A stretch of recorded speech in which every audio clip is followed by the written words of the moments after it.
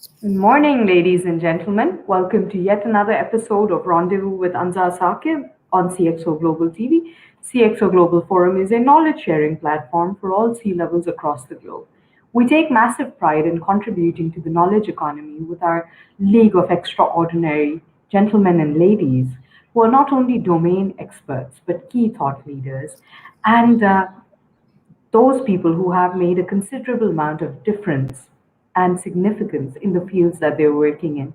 Today, as well, we've got a very special guest with us, one of our esteemed members, Mr. Ron Thomas. He's the MD of the Strategy Focus Group based in Dubai and Singapore.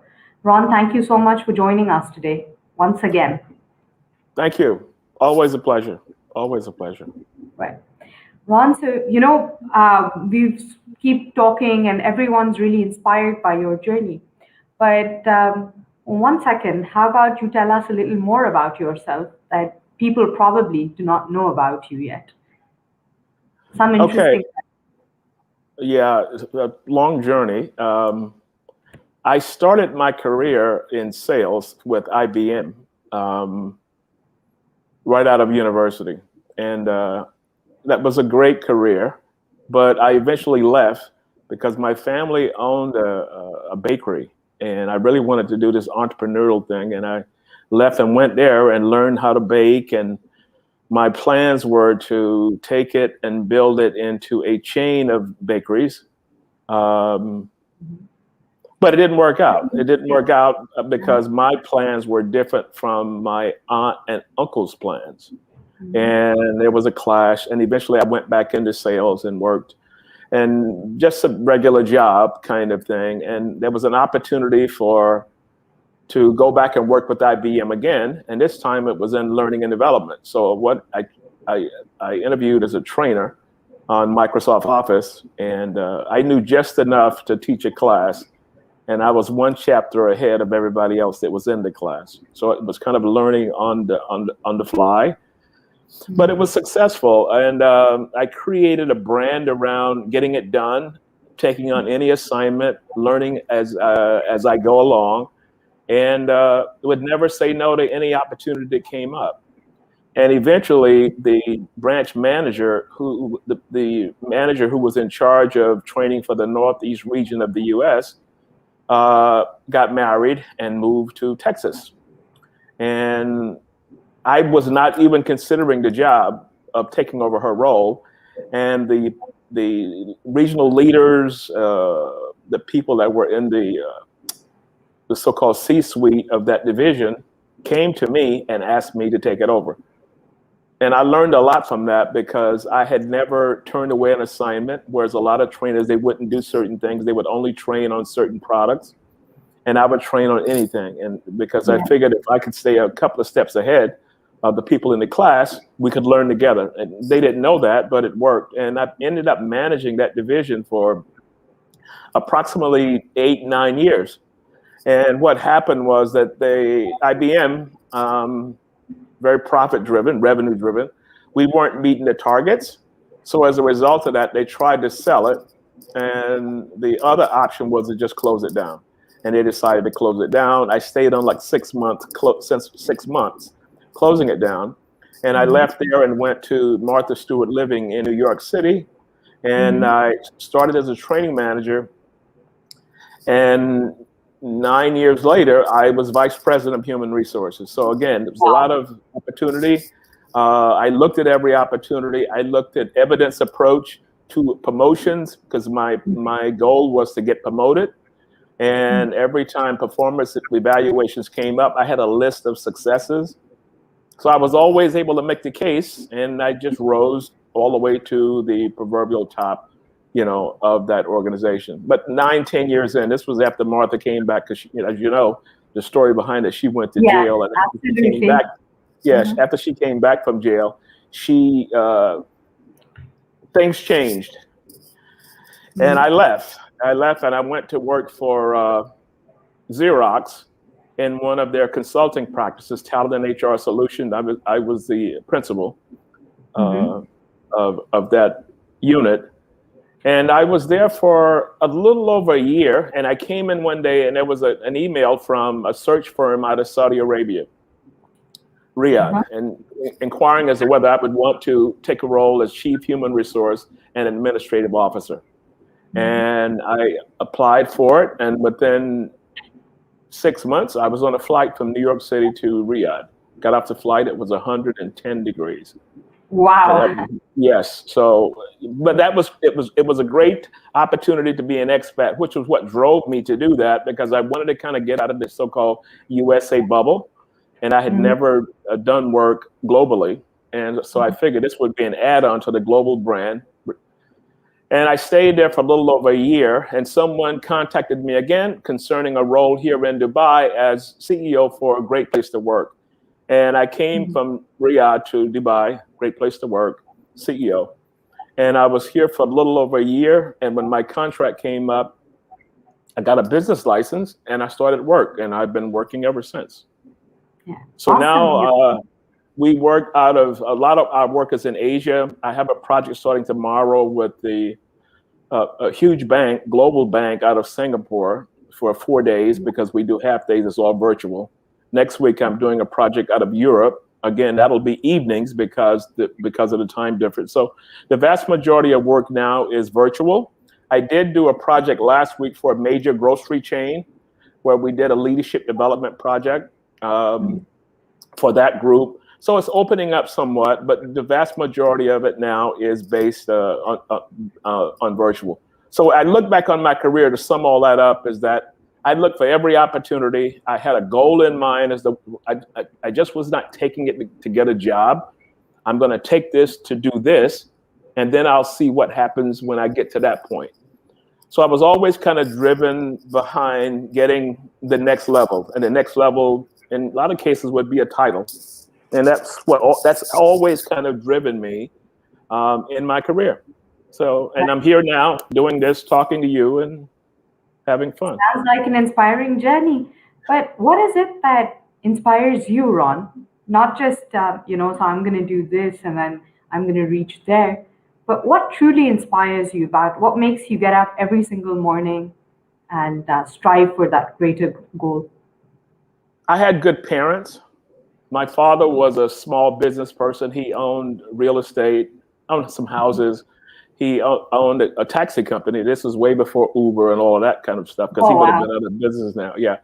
And so in high school, I would drive taxi on the weekends. I'd take one of the cars and I'd drive taxi and drive at night to make extra money. And I always kind of worked, and I always wanted to please my parents.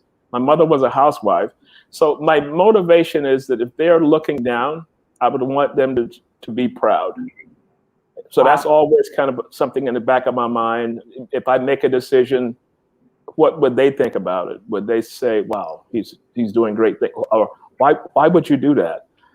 So it's that's a filter I always kind of use when I try and figure out whether I'm doing the right thing. So my grounding is, if I was to sit and talk with my father about it, what would he possibly say?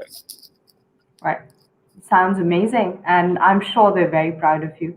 So Ron, your expertise are in, strategic development of human capital. Now, when we talk about human capital, most people do not, and especially those who are working with very large companies, do not see it as big an investment, especially now with digital transformation and everything, when most men are being replaced by machines, right? So people are like, oh, we'd much rather invest in heavy mechanical infrastructure than hire the best people out there, because you can train people. So what is your take on human capital in general, and why is it so important to businesses?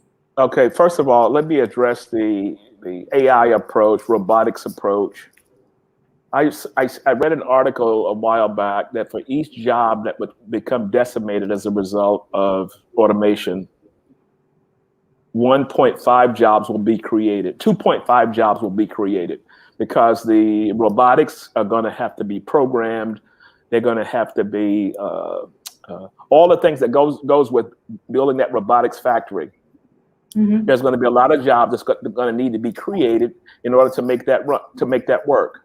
So if you think of investing in human capital, And I'm going to take it from the human resources perspective first. So if we were to automate, digitize all human resources practices, and theoretically we didn't need a human resources department, well, you've got people, and as long as you've got people, you're going to have issues. That could be turnover, that could be engagement, that could be competitive pressures, and people pulling away your top talent. Every company has a strategy, but the company that maxes out on talented people will always win. So if there ever was a time to invest in leadership development, if there ever was a time to invest in a workforce, to upskill that workforce, when Amazon, I use the term roboticize their logistics centers, they saved almost $800 million. So what do? They took 700 million and invested that back into their workforce. Each worker had a budget of about $7,000, $8,000 to be upskilled. Whether, say, if you were a college student and you were studying computer science, you had $7,000, $8,000 to pay for part of that. If you wanted to change your field, and you always were very good at, say, programming, but you were working there at nights, you could take that money and do that. So what they were trying to do was to give their workers additional skills so that they would be ready for this new version of workforce. Because the amount of funds that they saved as a result of that transformation, that's kind of the future of logistics centers, that's the future of warehouses. And they may not be people, but you'll always need people on the other side doing other things. So it's kind of like when cars were all of the cars, go back to horse and buggy, and then the cars come along. They still transition over. There's always been these transformations, maybe not as severe as what we're going through now, but I don't look at it as a negative. I look at it as an opportunity for people to gain new skills and keep moving along. We all are going to have to eventually do it. Readjust. Even leadership. One of the biggest challenges for leaders today is leading in a virtual environment. Because if I'm kind of a take charge person and I'm all virtual now, I've got to be a little more empathetic to people on the other side. Everyone is going through something if they're working from home. So that new leadership development is not around the hard skills, KPI driven, rah, rah, rah. It's about being inclusive, looking at your workers to figure out how are we working well as a team? What can we do better to increase the efficiency of this team? It's a collaborative process. The days of the so-called leader riding in on a white horse and taking charge and making all the decisions, those days are over. Yeah, and the sooner an organization or a board realizes that and start taking leaders and begin developing them. And the other key point is, as far as leadership development, start pushing it downward. If I'm a subject matter expert, and my goal, I say my goal because that's important, is to be a leader, my first level of responsibility, there should be a development component. So here's the way I look at it. At each level of increasing responsibility, there must be a development component tied to that. Otherwise, you're putting people in a position. I leave on a Friday and I come back on a Monday and I work with 7 people. Now I'm in charge of 7 people, not doing my work, my subject matter expertise, but trying to motivate and trying to develop 7 people in the room. Do I have the skills to do that? If I was not developed to do it, I can possibly learn on my own. But when you think of the investment of 7 people, the salaries and the projects and all these things, how it connects, are you going to leave that to chance? Or you're going to develop people for this new so-called future of work? There's this buzzword these days, buzz phrase, which says that people are no longer on jobs, people are doing work, right? So you don't call them jobs anymore, you call them work. What exactly is the difference between, being on a job and working? I look at all those, nomenclatures of just, 6 or a half dozen. I think the key point is that we have to understand the people that we're working with?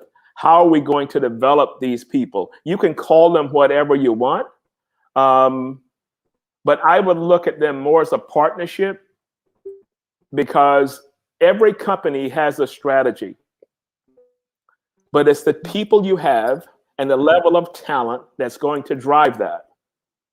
So the key is to develop your people, hire the right people, be a brand that people want to come work for. What is the mission behind it? Try and connect all of that, and you develop, you develop, you develop. You build your own farm team, sort of a greenhouse kind of concept. Seeds come in, you water, you weed, you make sure that they're growing fertile soil, so that when you need people, you go to the greenhouse, you pull it from here, and you pluck it up, you put it over here, and you replant it here, and it blossoms here. That's the concept. And I think organizations are going to have to realize that we're going to have to spend more time investing in our people, developing our leaders, so that as the forces of change, comes towards us, and we're trying to figure out, navigate. We have people that understand change management. We have people that understand how to lead in a virtual environment, and they just take their learnings and plop them right into this so-called equation, and they keep moving on.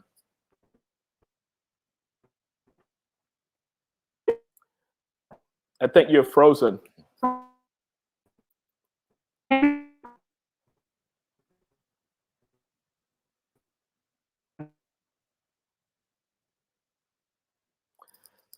You're frozen.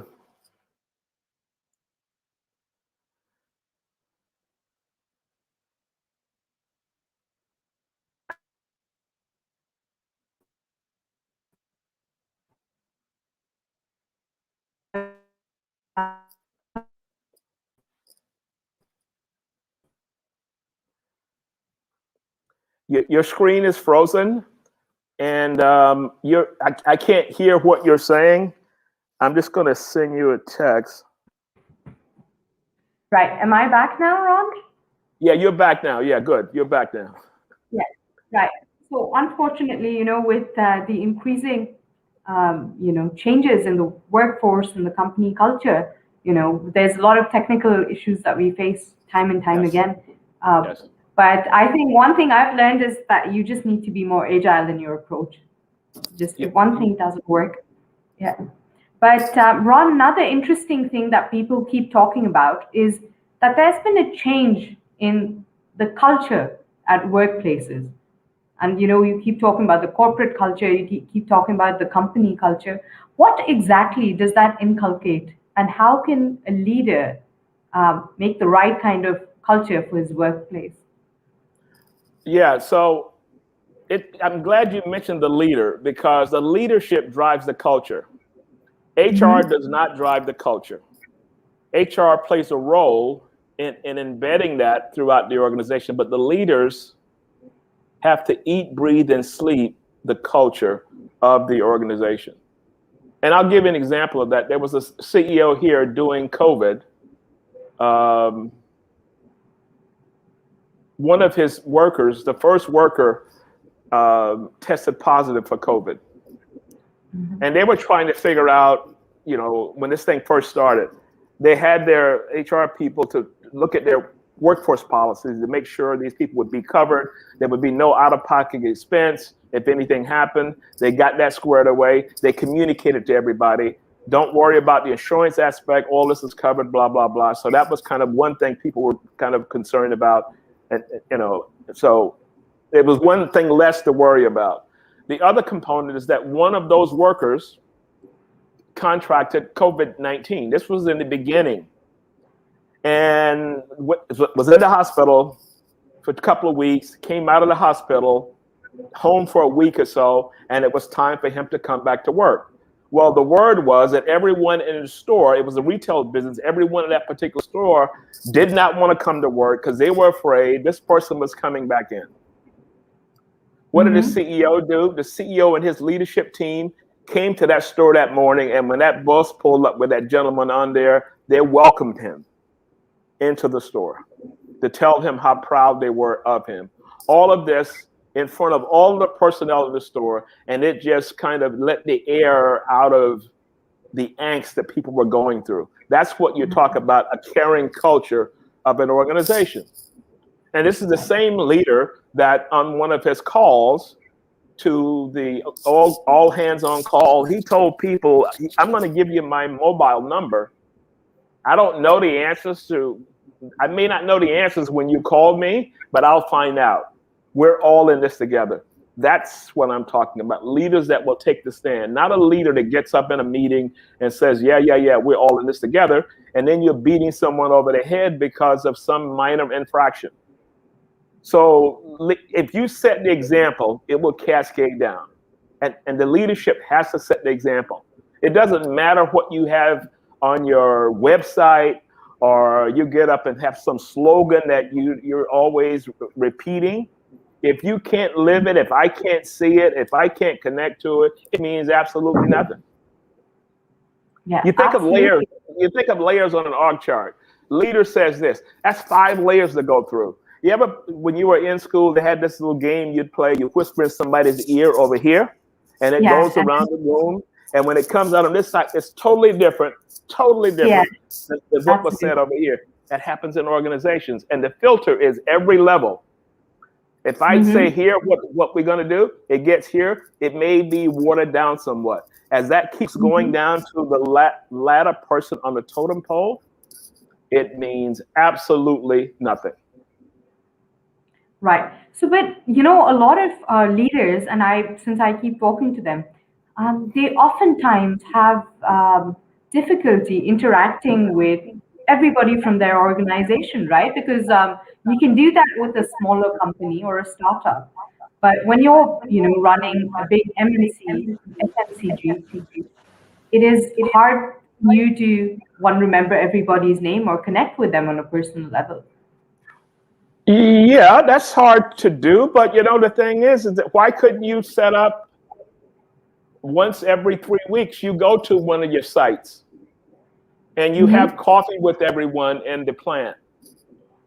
Or you stop by in the afternoon and there's the ice cream truck that comes by, and someone did this. The ice cream truck comes by and the CEO and the leadership teams comes by, and they have ice cream on a hot day, and they sit around and talk with people, and then they leave. These are the kind of things, they don't teach you this when you go through leadership development. It's kind of an offshoot, but how do you feel as a person, and how do you connect with people? All these statements and sending out emails and you saying these things, if you don't live that, it's not going to get done. So I don't care how many offices you have. You figure out a way to get to them and spend an hour. That 1 hour, the ROI from that 1 hour will supersede anything else you're going to do. And if that's kind of a known way that we do it here, why do we do it? We do it here because we care about our people, and we know people are going through a lot, and we want to make sure they hear it from me because I'm at the top of the food chain. Absolutely, that makes a lot of sense. That's not hard to understand. I always post these quotes, and one of the things I always end it with, it's not complicated. Treat people the way that you would want to be treated. Recognize people the way that you would want to be recognized. Absolutely. I did read somewhere that, people will always forget what you did for them, but they will never forget how you made them feel. That's exactly right. Right. But when we talk about companies, fair enough, you connect with your internal organization and everyone that's a part of it. But what about collaboration these days? Because I've often seen that once people do escalate in the corporate ladder, they also become a bit insecure, and they're hesitant on collaboration. Have you noticed that? Well, I look at it this way. I think one of the filters that we're going to have to look at, and this was done in a study years ago, it was called Project Oxygen. That Google ran back in. Project Oxygen, they did it in 2008. They did a recap in 2016. And one of the things they talked about was that they realized that a lot of the people that were in management as supervisors or whatever should never have been there in the first place. So they were promoting technical leaders. as opposed to a technical leader, but had a huge EQ side. You know, they were people. And those people were highly rated as managers. So, you know, we all suffer imposter syndrome. I don't care how high you get. Sometimes it kind of comes through, am I all that, or whatever that question could be. We all suffer from that. But you find a way to, you know, get around that. And the easiest way to, I've always told people when I'm doing leadership development, the most important phrase that you can ever mention to your team is, I don't know. I don't know, but let's all put our heads together and try and figure it out. And stop and move away from being the answer person. Everyone comes to me, I give you the answer. And I'm just giving out answers all day. Well, you're not developing your people when you do that. So it comes like, you come to me with a problem. Okay, I understand what you're saying. Come back to me tomorrow, think it through, because it was well laid out, and come back to me with some possible solutions, and then we'll talk. Because I want you to begin developing your sense of your views, your insight may be better than mine. No one says just because I have a title or a couple of initials after my name, that doesn't mean I have more brains than you have, and you could just be a worker on the floor. But you may have some insights on something that I've never been exposed to. So I want to hear your side of it. What do you think we should do? And then you and I will work together. That's what collaboration is about. And you open that up in a team, or you open that up one-to-one, and you can also open that up one-to-many, in other words, as a team, and we build it from there. So here's how COVID looks, or looked. I see organizations that are saying on July 1st, I want everyone back. And my first question is, I wonder, do they poll or focus group the workers? Because if you're sitting in some ivory tower and saying, I want everybody back in the office on July 1st, well, you know what? Maybe 80% of your workforce wants a hybrid model. So if you force them to come back in at 100%, you're going to lose key people. So the operative way to work this new workforce is to get their insights. We're in the process of trying to figure out how we're going to make the new work model. Give us your ideas on hybrid working, on days into the office. Give us your insights as to what would work for you. If you compile all that information, all of those data points, you can come up with a solution that's going to hit bullseye. But if I sit in an office with all my so-called smart people and come up with a solution that's going to affect the entire workforce, I'm going to miss it. Makes sense. Ron, you've shared some amazing insights with us today, and we look forward to hearing from you in the future as well. Unfortunately, we don't have a lot of time left for today's show, but there are a couple of things that I know people would enjoy knowing about you on a personal front. So, you know, everybody sees you as this, senior management and HR consultant, and, you know, you've really hit it big. But who are you in your free time? What is it that you enjoy doing? Yeah, so I don't really look at it as free time. I look at refocus time. So refocus time for me, and I mentioned this to you earlier, COVID kind of got me back into, I was a gym rat before this. I go to the gym every morning at 6 o'clock and 6 till 7, a little after 7. So when the gyms closed, I started walking. And now I've gotten into walking, and I leave my house at 5 a.m. and I walk until 7 or a little after I'm going to say 5 days out of a week. And to make that interesting is I take photos that I post on Facebook, Instagram, and I call it a daily walkabout. And this to inspire people, daily walkabout. And this to inspire people, get up and do something. Don't just sit and stew in whatever you're thinking about, and someone says, oh my God, I could never get up that early. I said, well, whatever time you go. I don't say you have to get up at 5 o'clock. It works for me because I want quiet. There's no traffic, and there's normal people going to work, getting the bus, getting the metro, And from doing this since we got released from lockdown, you see the same people every morning. So you say, good morning. Hey, how are you today? And it creates kind of a community every time I go outside. So that's my kind of me time. I call it Ron time, every 5 days a week. And it works for me. Everyone has to figure out what works for them. It could be the gym, it could be a whole host of things, but do something and get off of these couches and these chairs that you're sitting around, laying in the bed, looking at the ceiling, worrying about something. Right. That's something that I know a lot of us are guilty of.